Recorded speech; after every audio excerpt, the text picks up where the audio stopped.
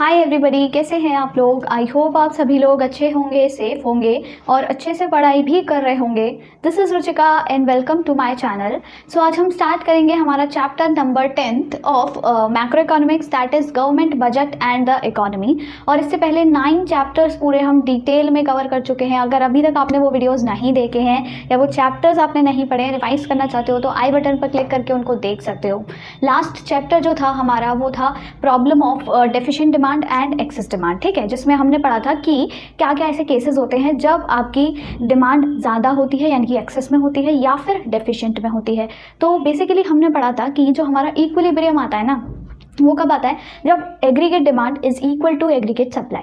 और जब इन दोनों में इम्बैलेंस क्रिएट हो जाता है, मतलब या तो एग्रीगेट डिमांड कम हो कभी या फिर एग्रीगेट डिमांड ज़्यादा हो, तो क्या होता है, इम्बैलेंस क्रिएट हो जाता है। इन इक्विलिब्रियम में आ जाती है हमारी इकोनॉमी और हमारी इकोनॉमी में क्रिएट हो जाता है ईदर इन्फ्लेशनरी गैप और डिफ्लेशनरी गैप। तो आपको कॉमेंट में मुझे ये बताना है कि क्या कब ऐसी सिचुएशन होती है जब इन्फ्लेशनरी गैप होता है और कौन सी ऐसी सिचुएशन होती है जब डिफ्लेशनरी गैप क्रिएट होता है। ये सारी चीज़ें आपको कॉमेंट में बतानी है। अब आज हम बात करेंगे हमारे नए चैप्टर की, that is the government budget and the economy. इसमें हम नाम से समझ आ रहा है बजट के बारे में पढ़ेंगे और बजट के ऑब्जेक्टिव्स क्या हैं, उसका स्ट्रक्चर क्या है, कैसे वो किसी भी इकोनॉमी को इम्पैक्ट करता है, क्या क्या चीज़ें होती हैं उसके अंदर, ये सारी ही उसके बारे में डिटेल्स हम इस चैप्टर में कवर करने वाले हैं। तो स्टार्ट करते हैं बिना किसी देरी के। देखो, सबसे पहले आप लोगों को पता है बजट जो टर्म है वो क्या होता है। आप लोगों ने 11th स्टैंडर्ड में भी पढ़ा होगा, माइक्रो इकोनॉमिक्स में डेफिनेटली पढ़ा होगा। बजट लाइन याद है, बजट लाइन हमने पढ़ा था। उसमें हमने क्या पढ़ा था कि भाई बजट लाइन क्या बताती है कि किसी भी इंसान का, किसी भी कंज्यूमर का बजट क्या है, मतलब वो किस लिमिट तक खर्च कर सकता है, कितने रुपए हैं उसके पास और वो इतने रुपए में कितना एक्स कितना वाई खरीद सकता है। ये हमने पढ़ा था माइक्रो इकोनॉमिक्स में। अगर हम अपनी डेली लाइफ की बात करें तो बजट क्या होता है। अब मान लो आपके घर में कोई शादी है, तो ऐसा नहीं है कि आप आंख बंद करके सारा पैसा उड़ा रहे हो जितना है, नहीं, आप एक बजट तैयार कर लेते हो ना कि मुझे इतना खर्चा इस कपड़े शॉपिंग पे करना है, इतना खर्चा डेकोरेशन पे करना है, इतना खर्चा वेन्यू पे करना है, इससे ज़्यादा का हम वेन्यू अरेंज नहीं कर सकते हैं। मतलब हर चीज़ का आप एक बजट तय करके चलते हो। अब ये तो हो गया हमारा डेली लाइफ का।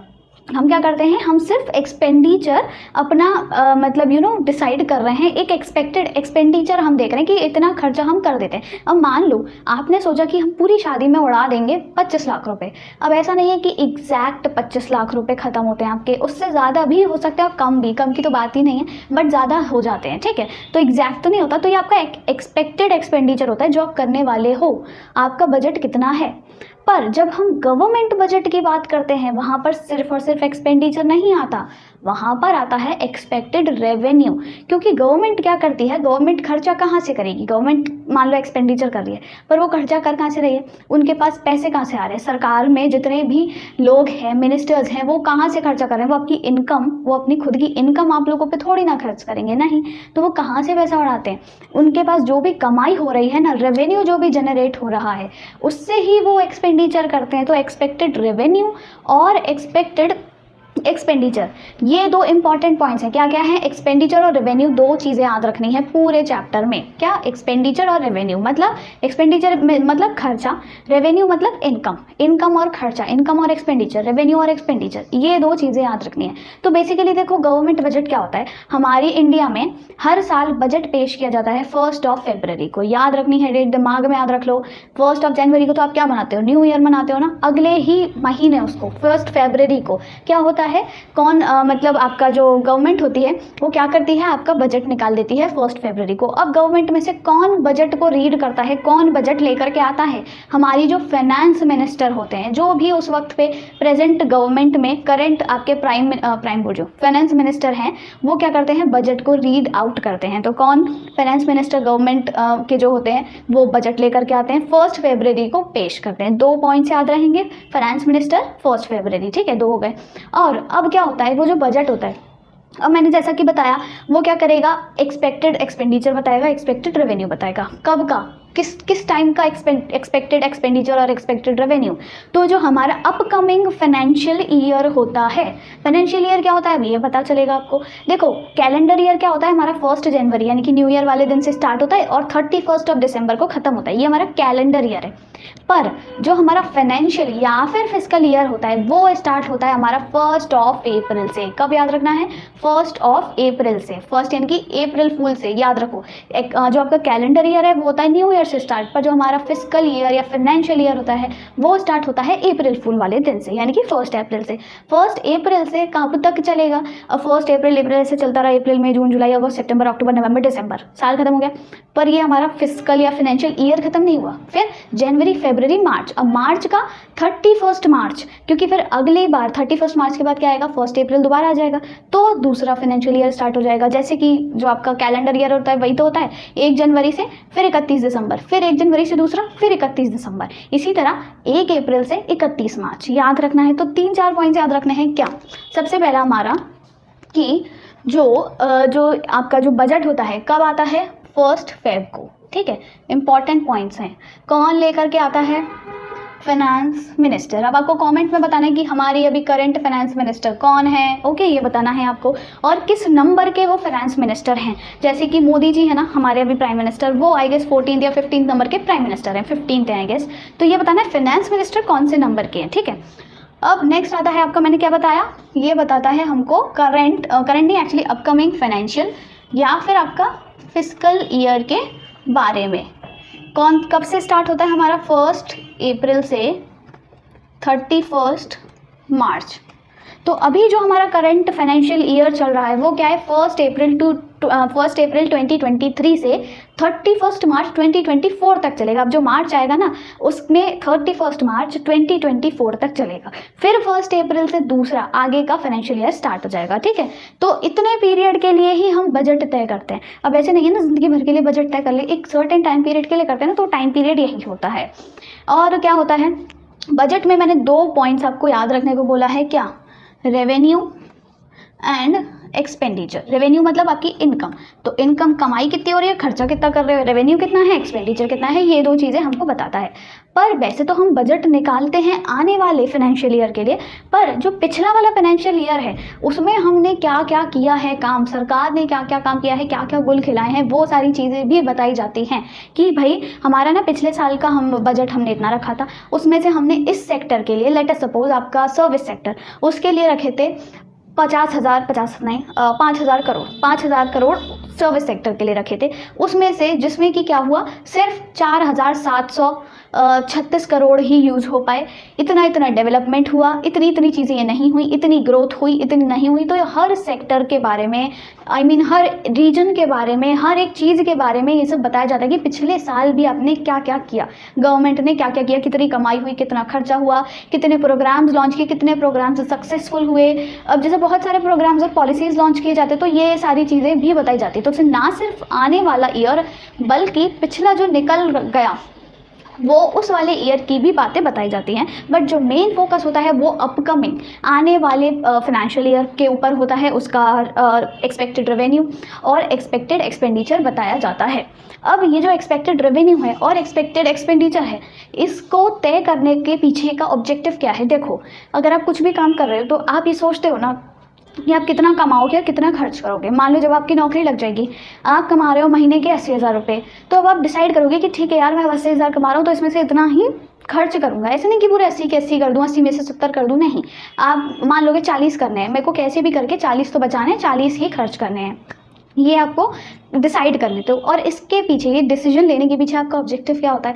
आपको ग्रोथ चाहिए प्लस स्टेबिलिटी भी चाहिए। आपको चाहिए कि यार एक मेरे पास सपोर्ट हो, अगर मेरे को कल को मेरी नौकरी चली जाती है या फिर मुझे एक्स्ट्रा फंड्स की ज़रूरत पड़ती है, मेरे घर में कोई प्रॉब्लम है या कोई भी मुझे नया घर खरीदना है, नई गाड़ी खरीदनी है, तो एटलीस्ट मेरे पास सफिशिएंट अमाउंट ऑफ पैसा हो जिससे कि मुझे कहीं मांगना ना पड़े या फिर मुझे कोई प्रॉब्लम फेस ना करनी पड़े। तो मुझे ग्रोथ चाहिए विद स्टेबिलिटी। तो सरकार का या फिर हमारी गवर्नमेंट का या फिर हमारी इकोनॉमी का डुअल ऑब्जेक्टिव ऑब्जेक्टिव होता है ग्रोथ, साथ में साथ में स्टेबिलिटी। सिर्फ ग्रोथ नहीं, ग्रोथ के साथ में स्टेबिलिटी भी चाहिए, स्टेबल रहो। ये नहीं कभी बहुत ज़्यादा हो रहा है कभी बहुत कम हो रहा है, एक स्टेबिलिटी हर चीज़ में चाहिए होती है। चाहे आप इकोनॉमी की बात करो, चाहे आप अपनी लाइफ की बात करो, चाहे आप अपनी पढ़ाई की बात करो, हर चीज़ में। तो ग्रोथ विद स्टेबिलिटी, ये दो मेन ऑब्जेक्टिव्स होते हैं इस बजट के पीछे, ठीक है। तो ये सारी ही चीज़ें आपको याद रखनी है, और ये रेवेन्यू और एक्सपेंडिचर, ये सारी चीज़ें भी याद रखनी है। रेवेन्यू को आप रिसीट्स बोल सकते हो, रिसीट मतलब आपकी इनकम कितनी हो रही है, रिसीट्स कितनी मिल रही है। अब देखो हम आते हैं इसकी डेफिनेशन पर। जो चीज़ें मैंने बताई हैं ना अभी तक, वही सारी चीज़ें हैं। क्या है, सबसे पहले क्या है, गवर्नमेंट बजट क्या है, एक स्टेटमेंट है। क्या है, it is a statement of expected receipts, यही मैंने बताया, यानी कि revenue, expected receipts and expected expenditure of the government for the upcoming financial year that reveals budgetary policy of the government to achieve growth with stability। तो government budget क्या है, अब इसकी डेफिनेशन रटने की जरूरत नहीं है, ये क्या है, सिंपल सी बात है, एक स्टेटमेंट है। अब ये स्टेटमेंट क्या कर रहा है, स्टेटमेंट ऑफ एक्सपेक्टेड रिसीट्स या फिर expected revenue and expected expenditure of the government. सरकार का एक्सपेक्टेड रेवेन्यू कितना है, वो कितनी कमाई एक्सपेक्ट कर रहे हैं, कितना खर्चा एक्सपेक्ट कर रहे हैं, उसका एक स्टेटमेंट है। कब के लिए, किस टाइम के लिए, for the upcoming financial year, आने वाला जो फाइनेंशियल ईयर है ये वाला, उसके लिए। जो क्या रिवील करता है, budgetary policy of the government to achieve growth with stability. तो बजटरी पॉलिसी क्या होती है, देखो अगर आपको याद हो, हाँ हमने पढ़ा था कि बजटरी पॉलिसी होती है, एक मॉनेटरी पॉलिसी होती है, एक फिस्कल पॉलिसी होती है। तो बजटरी और फिस्कल दोनों एक ही होती हैं, चाहे बजटरी पॉलिसी लिखा हो चाहे फिस्कल पॉलिसी लिखा हो, दोनों में कंफ्यूज नहीं होना है। दोनों ही कौन रिलीज करता है, कौन बनाता है ये दोनों पॉलिसीज, हमारी सरकार, गवर्नमेंट। और मॉनेटरी पॉलिसी कौन बनाता है, मॉनेटरी पॉलिसी तो भाई हमने पढ़ा हुआ है ऑलरेडी, वो बनाती है RBI, reserve bank of India, जिसमें क्या आता है, आपके बहुत सारे टूल्स होते हैं, क्वांटिटेटिव मेजर्स, क्वालिटेटिव मेजर्स, याद आ रहा होगा कुछ कुछ, CRR, SLR, repo rate, reverse repo rate, bank rate, और आपका क्या था, मार्जिनल स्टैंडिंग फैसिलिटी, ये सारी चीज़ें।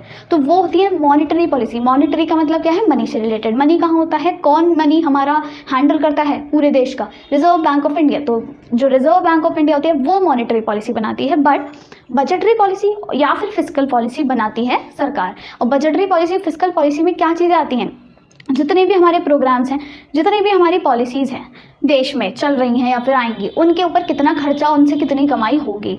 क्योंकि ये जो पॉलिसीज़ और प्रोग्राम्स होते हैं, इन्हें भी लॉन्च करने का मकसद क्या होता है सरकार का, उसे चाहिए ग्रोथ, साथ में वेलफेयर चाहिए, साथ में स्टेबिलिटी चाहिए। तो ये सारी चीज़ें सरकार के हाथ में आती हैं। तो ये सारी समझ आ गई होंगी, सारी चीज़ें, ये डेफिनेशन आपको समझ आ गई होगी। अब हम बात करते हैं, देखो गवर्नमेंट बजट के ना ऑब्जेक्टिव्स होते हैं कुछ।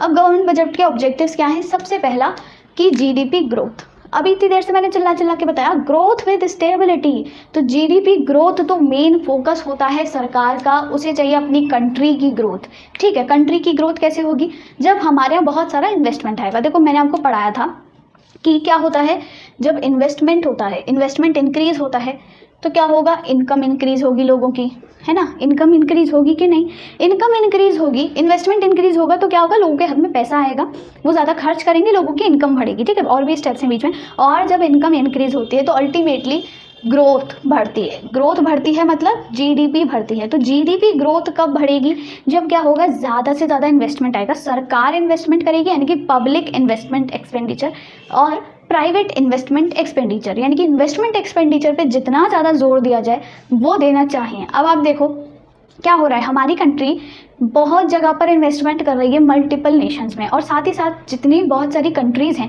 वो हमारी कंट्री से ट्रेड करती हैं, बहुत सारा एक्सपोर्ट बाहर हो रहा है, हम कुछ ना कुछ इंपोर्ट कर रहे हैं। बहुत सारी कंपनीज़ हैं जो हमारे इंडिया में है, लाइक गूगल, माइक्रोसॉफ्ट, उनके ऑफिसेज हैं, यानी कि उन्होंने इन्वेस्टमेंट किया हुआ है यहाँ पर, है ना। गूगल, माइक्रोसॉफ्ट और बहुत सारे हैं, एप्पल हो गया, और कुछ भी मान लो आप। तो क्या है, ये एक काइंड ऑफ इन्वेस्टमेंट ही है। और इन्वेस्टमेंट से सिंपल सी बात है, क्या होता है, डायरेक्ट रिलेशन होता है इन्वेस्टमेंट का और GDP ग्रोथ का। तो GDP ग्रोथ मेन मकसद होता है। नेक्स्ट, अलोकेशन ऑफ रिसोर्सेज, जो भी हमारे रिसोर्सेज है ना उनको प्रॉपरली एलोकेट करना। कौन से रिसोर्सेज की बात कर रहे हैं हम, देखो अगर हम प्राइवेट सेक्टर की बात करें, हमने ये पढ़ा है 2 सेक्टर्स होते हैं, पब्लिक और प्राइवेट। जो प्राइवेट सेक्टर होता है उसका मोटो हमेशा होता है प्रॉफिट अर्न करना, प्रॉफिट मैक्सिमाइजेशन, और वो प्रॉफिट मैक्सिमाइजेशन के चक्कर में इग्नोर कर देता है हमारा सोशल वेलफेयर। उसे नहीं मतलब है कि सोसाइटी का भला हो रहा है कि नहीं, उसे चाहिए अपने प्रॉफिट्स, उसे मतलब है अपने प्रॉफिट से सिर्फ और सिर्फ। तो वो समाज को निगलेक्ट कर देता है, सोशल वेलफेयर को निगलेक्ट कर रहा है, इग्नोर कर रहा है। अब जो सरकार होती है उसका यहाँ पे इंपॉर्टेंट रोल आता है, उसकी ये जो बजटरी पॉलिसी है, उसका जो बजट है उसका इंपॉर्टेंट रोल आता है। वो क्या करते हैं, वो भी मतलब इन्वेस्टमेंट करते हैं, वो भी प्रॉफिट कमाना चाहती है सरकार, रेवेन्यू अर्न करना चाहती है। प्रॉफिट एज एन रेवेन्यू, यहाँ पे लिखा है ना एक्सपेक्टेड रिसीट्स यानी कि रेवेन्यू, तो वो भी रेवेन्यू अर्न करना चाहती है, पर वो चाहती है कि समाज का भला भी हो। तो वो क्या करते हैं, अब जैसे कि अब आप सोचते होंगे कि आप क्या होता है कि इतना ज़्यादा अल्कोहल का ऐड आता है, सिगरेट का ऐड आता है, ये जो टोबैको वगैरह होते हैं इसका ऐड आता है, ठीक है, कि ये बहुत ज़्यादा डेंजरस है हमारी हेल्थ के लिए, है ना। पर फिर भी आप सोचते हो कि सरकार इनको बैन क्यों नहीं कर देती है। आप दिमाग में कभी आता है कि नहीं भाई सरकार इनको बैन नहीं कर सकती, कैसे भी नहीं, कभी भी नहीं, इस चीज़ का मार्केट ख़त्म ही नहीं होगा। क्यों नहीं होगा, क्योंकि ये चीज़ का मार्केट ख़त्म हो गया ना, लिटरली बहुत सारे लोग कंगाल हो जाएंगे, क्योंकि यहाँ से इस सेक्टर से इतना ज़्यादा रेवेन्यू अर्न करती है ना गवर्नमेंट के, कुछ पूछो मत। टोबैको हो गया, मतलब हर कोई दूसरा इंसान कुछ ना कुछ खाता रहता है, गुटखा वुटखा, आपका लिकर हो गया, अल्कोहल हो गया और सिगरेट हो गया, जितने भी आपके ये नशे वाले प्रोडक्ट्स होते हैं, ये सारी चीज़ें, तो यहाँ से क्या होता है खूब सारा रेवेन्यू जनरेट होता है। पर इन चीज़ों को थोड़ा सा डिमोट करने के लिए, लोगों को मतलब डिमोट करे कि ये चीज़ें ना खरीदें, ठीक है, तो क्या करती है सरकार, इन पे टैक्सेस ज़्यादा लगा देती है, जिससे कि ये चीज़ें लोग कम खरीदें। भले ही उनका सरकार की खूब कमाई हो रही है, पर लोग तो कम खरीदेंगे ना, टैक्स ज़्यादा हो जाएंगे। 100 की चीज़ मान लो 150 में मिलेगी, 100 का तो कुछ आता नहीं है, मान लो 2000 वाली बॉटल मिल रही है तुमको 3500 में, तो ऑब्वियसली 10 में से 4 लोग तो सोचेंगे कि नहीं यार रहने देते हैं, महंगा हो गया। तो क्या होता है, टैक्सेस के थ्रू सरकार क्या करती है, सोशल वेलफेयर करती है। मतलब अब टैक्सेस किस में आते हैं, टैक्स हो गया मतलब आपका खर्चा, या फिर सॉरी टैक्सेस मतलब इनकम, टैक्स लगाएगी तो उसकी इनकम जनरेट होगी ना, तो इनकम कहाँ आती है, आपकी गवर्नमेंट बजट में। तो मतलब गवर्नमेंट बजट में काफ़ी सारी चीज़ें होती हैं लाइक टैक्सेस और सब्सिडीज़, जिनके थ्रू सरकार क्या करती है, प्रॉपर एलोकेशन ऑफ रिसोर्सेज करती है और सोशल वेलफेयर को प्रमोट करती है। और जैसे कि क्या हो गया, मान लो कोई छोटी मोटी इंडस्ट्रीज़ होती हैं, जैसे जो खादी बनाते हैं, जो सिलाई बुनाई करके हैंडीक्राफ्ट्स वगैरह बनाते हैं, तो उनको प्रमोट करती है किसके थ्रू, सब्सिडीज़। मतलब अगर उनको कोई चीज़ मिल रही है 100 रुपये की, तो वो 100 से घट के 70 की हो जाए, तो उनको 30 का फ़ायदा होगा, उनको ज़्यादा खर्चा नहीं करना पड़ेगा। तो ये सारी चीज़ें क्या हैं, जिनके थ्रू सरकार एलोकेशन ऑफ रिसोर्सेज में हेल्प करती है। और ये कैसे पॉसिबल है, गवर्नमेंट बजट के थ्रू, क्योंकि गवर्नमेंट बजट में ही आते हैं टैक्सेस एंड सब्सिडीज़। फिर आता है provision of public goods. Public goods क्या होते हैं, पब्लिक मतलब आम जनता, तो आम जनता जितने भी सामान यूज़ कर रही है कलेक्टिवली, जिन पे किसी का कोई हक नहीं है। अब जैसे रोड है, रोड पे किसी एक इंसान का हक है नहीं, सबकी है, पब्लिक गुड है। कोई पब्लिक पार्क है, उस पर किसी एक इंसान का हक है नहीं। जो हवा है, उस पर किसी एक इंसान का हक है नहीं। पब्लिक ट्रांसपोर्ट, तो ये पब्लिक गुड्स आते हैं जो पब्लिक कलेक्टिवली यूज़ करती है और किसी एक बंदे का उस पर राइट नहीं है। तो पब्लिक गुड्स कहाँ से आएंगे, मान लो सरकार ही ना हो, सरकार बजट ना निकाले, ना कोई खर्चा करे, ना कोई कमाई करे, तो ये ट्रक, बस, आपका पब्लिक ट्रांसपोर्ट, इतना सब कुछ है, सड़कें, डैम, ये सारी चीज़ें कहाँ से आएंगी, कहाँ से आएंगी, कहीं नहीं होंगी। फिर हम सरकार को कोसेंगे। तो ये सब चीज़ें प्लान करने के लिए ही गवर्नमेंट बजट रिलीज़ किया जाता है। फिर होता है redistribution of income and wealth. अब देखो, हम सबको पता है हमारी कंट्री में ना एक बहुत वाइड गैप है between the poor and the rich, है ना। पता है पुअर लोग इतने ज़्यादा ही पुअर हैं कि पूछो मत, और रिच लोग और ही रिच होते जा रहे हैं, मतलब होते जा रहे हैं दिन पर दिन, आप देख लो। तो इनके बीच में जो एक वाइड गल्फ है, डिवाइड है, उसको हम प्रॉपरली रिमूव कर सकते हैं, नहीं, पॉसिबल ही नहीं है। मतलब ये समझ लो अगले 7 जन्मों तक पॉसिबल नहीं है कि हम बिल्कुल बराबरी पे ले आएँ दोनों को, कि गरीब लोगों को थोड़ा उठा दें, अमीर लोगों को थोड़ा नीचे गिरा दें और बराबर ले आएँ। ऐसा हो ही नहीं सकता, नेक्स्ट टू इम्पॉसिबल है। बट इस गैप को हम थोड़ा सा कम कर सकते हैं। कैसे, जो रिच लोग हैं ना, उनकी जो भी वो कंज्यूम करते हैं चीज़ें, उस पर थोड़ा ज़्यादा टैक्स लगा करके। अब जैसे जो लग्जरी प्रोडक्ट्स होते हैं, luxury products, luxury goods as in luxury cars, luxury mobiles, आपकी जो भी चीज़ें हैं, ब्रांड्स हो गए हाई फाई, उन पर ज़्यादा टैक्सेस लगाते हैं। क्यों, क्योंकि ऐसे ब्रांडेड प्रोडक्ट्स, ब्रांडेड गुड्स या लग्जरी गुड्स कौन खरीदता है, अमीर लोग ही। तो उनको मतलब ज़्यादा टैक्स पे करना पड़ेगा, तो क्या होगा, उनकी इनकम थोड़ी कम होगी। और अमीर जो गरीब लोग होते हैं, यानी कि स्पेशली जो बिलो पार्टी लाइन है, उनको हम क्या करते हैं, सरकार क्या करती है, सब्सिडीज़ प्रोवाइड करती है, यानी कि छूट देती है। जैसे कि फ्री राशन दे दिया, आपको फ्री मेडिकल हेल्थ ट्रीटमेंट मिलेगा इतने, इस एरिया या फिर इस रीजन के बच्चों को इस मतलब जैसे कि हो गया कि मान लो कोई इंसान है जिसकी एवरेज इनकम साल की इतनी है, लेट अस सपोज 10,000, ठीक है, तो उन लोगों को मिलेगा फ्री एजुकेशन उनके बच्चों को मिलेगा। तो ये सारी चीज़ें क्या है, काइंड ऑफ सब्सिडीज़ में आ जाती हैं। और ये प्रोग्राम्स, ये पॉलिसीज़ किस में लॉन्च किए जाते हैं, गवर्नमेंट बजट में। तो इसके थ्रू क्या होता है, रीडिस्ट्रीब्यूशन, एक इक्वालिटी मेंटेन रहती है। मतलब प्रॉपर इक्वालिटी नहीं होगी पर स्टिल हम कुछ ना कुछ कोशिश तो कर रहे हैं ना, जिससे धीरे धीरे गैप कम हो। ये सोशल जस्टिस हो रहा है, इक्वालिटी मेंटेन हो रही है, इक्वालिटी ऑफ इनकम। ओके, जिन पे ज़्यादा है उनसे ले करके हम गरीबों को दे रहे हैं, ऐसा हम कोशिश कर रहे हैं। फिर होता है बैलेंस्ड रीजनल ग्रोथ। अब देखो, ऐसा नहीं है कि हम क्या करें, एक ही रीजन पे ज़्यादा फोकस करते रहें। अमीर हैं तो अगर जैसे प्राइवेट सेक्टर होता तो वो डेफिनेटली यही करता कि वो गरीब अमीर लोगों के लिए ही चीज़ें बनाता, वहाँ से खूब सारा प्रॉफिट या रेवेन्यू अर्न करता, प्रॉफिट मैक्सिमाइज करता। बट क्योंकि सरकार है और सरकार का मोटो है सोशल वेलफेयर को मैक्सिमाइज करना, तो वो क्या करेगी, वो गरीबों के लिए भी काम करेगी। या फिर ऐसे एरियाज जो बैकवर्ड हैं, जो कि निगलेक्टेड हैं, जिन पर ध्यान नहीं दिया जाता। जैसे कि पहले का डेटा अगर आप देखो, पिछले 6-7 साल पहले का, तो बहुत यानी कि an number of reasons India में ऐसे थे जहाँ पर बैंक्स नहीं हुआ करते थे। मतलब लोगों को अगर बैंक से कोई काम होता है तो वो उनको किलोमीटर्स तक दूर जाना पड़ता था, बहुत दूर। बट आज के टाइम पे क्या है कि हर रूरल एरिया में ना, हर बैकवर्ड एरिया में बैंक्स आपको मिल जाएंगे। इवन अब तो एटीएम्स भी खुलने लगे हैं, बहुत सारी चीज़ें हैं। या फिर आप कह लो जो पिछड़े या फिर जो छोटे एरियाज़ होते हैं, जो बिल्कुल पिछड़े एरियाज़ होते हैं, वहाँ पर बहुत सारी फैसिलिटीज़ आ गई हैं, लाइट की, इलेक्ट्रिफिकेशन की फैसिलिटीज़ कह लो आप, या फिर आप कह लो पानी वगैरह की फैसिलिटीज़, जो बेसिक नीड्स होती हैं। आप घर वगैरह की बात करें, कच्चा हाउसेस नहीं, अब सब जगह पक्के घर बन गए हैं।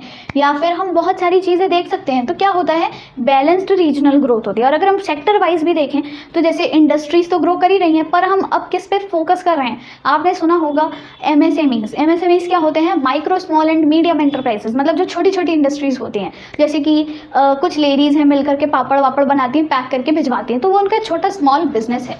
ठीक है, तो रीजनल ग्रोथ को प्रमोट किया जाता है बजट के थ्रू, तो उसमें इन सब पे ज़्यादा ध्यान दिया जा रहा है। फिर आता है एम्प्लॉयमेंट अपॉर्चुनिटीज़। एम्प्लॉयमेंट अपॉर्चुनिटी कैसे भाई, अब हम बजट तैयार कर रहे हैं, हम देख रहे हैं कि हम यहाँ इन्वेस्ट करेंगे, यहाँ पर ये स्कूल्स इतने खोलेंगे, इतने हॉस्पिटल्स, इतना ये वो, और हम एम्प्लॉयमेंट पर ज़्यादा ध्यान देते हैं। क्यों? क्योंकि जिससे लोगों का रोज़गार बढ़े, उनकी इनकम बढ़े। और अभी मैंने बताया था इनकम बढ़ती है तो क्या होता है, इनकम बढ़ती है तो क्या होएगा, ज़्यादा ग्रोथ होगी ना, जीडीपी ग्रोथ बढ़ेगी। तो ये सारी चीज़ें अपने आप में लिंक हैं। तो हम क्या करते हैं, एम्प्लॉयमेंट अपॉर्चुनिटीज़ पर भी ध्यान देते हैं गवर्नमेंट बजट के थ्रू। लास्ट आपका आता है इकोनॉमिक स्टेबिलिटी। तो देखो मैंने यही बताया था, एक तो जीडीपी ग्रोथ और एक आपका स्टेबिलिटी, ग्रोथ विद स्टेबिलिटी। तो ये जो ग्रोथ और स्टेबिलिटी है, इन दोनों के अंदर ये सारी चीज़ें आ जाती हैं। मतलब ये सारी चीज़ें करने से ग्रोथ तो मेंटेन होगी, उसके साथ में स्टेबिलिटी भी मेंटेन होगी, ये आपको याद रखना है। अब स्टेबिलिटी मतलब देखो, प्राइवेट सेक्टर की बात करें, प्राइवेट सेक्टर एज इन आपके जो हम मार्केट फोर्सेज हैं, डिमांड एंड सप्लाई, अगर हम टोटली सारी चीज़ें उन पे छोड़ देना तो बहुत सारे अप्स एंड डाउन्स आते हैं हमारी इकोनॉमी में। जैसे रिसेशन आता है, कभी डिप्रेशन आता है, कभी बूम आता है, कभी रिकवरी, ये सारी मतलब ये सब बिजनेस साइकिल्स में आते हैं, जो आप आगे चल के बढ़ोगे। आई गेस 12th में मेरे ख्याल से नहीं है, मुझे नहीं पता, होंगे तो आगे के 2 चैप्टर्स में होंगे, तो डीप में मत जाना। तो बहुत सारे अप्स एंड डाउन्स आते हैं, ये समझ के चलो। पर एक अप्स एंड डाउन से काम नहीं चलता है। क्या होता है, उसमें हमको ही प्रॉब्लम्स फेस करनी पड़ती हैं, बहुत ज़्यादा। मतलब ये कह लो डिप्रेशन आ गया इकोनॉमी में, बिल्कुल मंदी चल रही है, या ये सब हो गया, इन्फ्लेशन बहुत ज़्यादा आ गया है, डिफ्लेशन का भी बहुत ज़्यादा आ गया है, हर चीज़ एक्सेस में बेकार होती है कि नहीं। तो क्या होता है, एक स्टेबल ग्रोथ मेंटेन करने के लिए सरकार क्या करती है, खुद इंटरफेयर करती है, टैक्सेस के थ्रू, सब्सिडीज़ के थ्रू, पॉलिसीज़, प्रोग्राम्स, ये सब के थ्रू वो इंश्योर करती है कि जो हमारी इकोनॉमी की ग्रोथ है, जीडीपी ग्रोथ है, वो स्टेबल रहे। और ये सब वो कैसे करेगी, only with the help of government budget. तो ये जो हमारा जीडीपी ग्रोथ अचीव करने का, मतलब एक ग्रोथ अचीव करने का जो ऑब्जेक्टिव होता है विद इकोनॉमिक स्टेबिलिटी, वो किसके थ्रू पूरा किया जा सकता है, ओनली थ्रू आपका गवर्नमेंट बजट। तो गवर्नमेंट बजट के ये सारे ऑब्जेक्टिव्स हैं, क्या क्या हैं फटाफट से याद करो। GDP growth, allocation of resources, और आपका प्रोविजन ऑफ पब्लिक गुड्स, और आपका इनकम और वेल्थ का रीडिस्ट्रीब्यूशन करना, इक्वालिटी मेंटेन करना। ओके, फिर बैलेंस्ड रीजनल ग्रोथ, फिर आता है एम्प्लॉयमेंट अपॉर्चुनिटीज़ और इकोनॉमिक स्टेबिलिटी। तो ये सारी चीज़ें आपने याद रखनी है। अब ये हो गया हमारा गवर्नमेंट बजट, उसका कॉन्सेप्ट और उसके ऑब्जेक्टिव्स। ठीक है, ये सारी चीज़ें हो गई। अब बात आती है गवर्नमेंट बजट का। देखो स्ट्रक्चर क्या होता है, अभी मैंने बताया था आपको कि जो हमारा गवर्नमेंट बजट होता है उसमें आपको सिर्फ 2 वर्ड्स याद रखने हैं। 2 वर्ड्स क्या थे, एक था आपका यहाँ पे रेवेन्यू, और एक था आपका एक्सपेंडिचर, ये दो वर्ड्स थे। तो एक हो गया आपका बजट रेवेन्यू या फिर बजट रिसीट्स लिख लो, कुछ भी लिख लो, एक ही बात है, रिसीट्स लिख लेते हैं एक्चुअली हम, ठीक है। बजट आपका रिसीट्स, बजट रिसीट्स और बजट एक्सपेंडिचर, ये आपको याद रखना है, ठीक है। Budget receipts, budget expenditure. अब इसी में ही आपका क्या आता है, दो चीज़ें और आ जाती हैं। बजट रिसीट्स में दो कंपोनेंट्स और बजट एक्सपेंडिचर में दो कंपोनेंट्स। अब इसमें दो कंपोनेंट्स क्या हैं आपके, एक आपका आता है यहाँ पे रेवेन्यू और एक आता है कैपिटल, ठीक है। इसी तरह यहाँ भी एक आता है रेवेन्यू और एक आता है कैपिटल। तो बजट रिसीट के अंदर दो आएंगे, रेवेन्यू रिसीट और कैपिटल रिसीट, ठीक है। इसी तरह बजट एक्सपेंडिचर के अंदर दो आएंगे, रेवेन्यू एक्सपेंडिचर और आपका कैपिटल एक्सपेंडिचर। समझ आया? क्या याद रखना है, दो चीज़ों से मिलके बनता है बजट, रिसीट और एक्सपेंडिचर। रिसीट और एक्सपेंडिचर में दो चीज़ें आती हैं, एक आता है आपका रेवेन्यू और कैपिटल। रेवेन्यू कैपिटल ये सारी चीज़ें हम डिटेल में कल नेक्स्ट वीडियो में पढ़ने वाले हैं, तो अभी तक के लिए याद रखो बस रेवेन्यू और कैपिटल, यानी कि बजट रिसीट में revenue receipt, capital receipt, budget expenditure में रेवेन्यू एक्सपेंडिचर, कैपिटल एक्सपेंडिचर। ये सारी चीज़ें आपको याद रखनी है, पूरा स्ट्रक्चर, पूरा ऑब्जेक्टिव। और yes, that's all for this video. I hope आपको वीडियो समझ आया होगा, अच्छा लगा होगा। तो प्लीज़ अपने फ्रेंड्स के साथ शेयर करना नहीं भूलना है, वीडियो को लाइक करना नहीं भूलना है, and do not forget to subscribe to my channel. Thank you.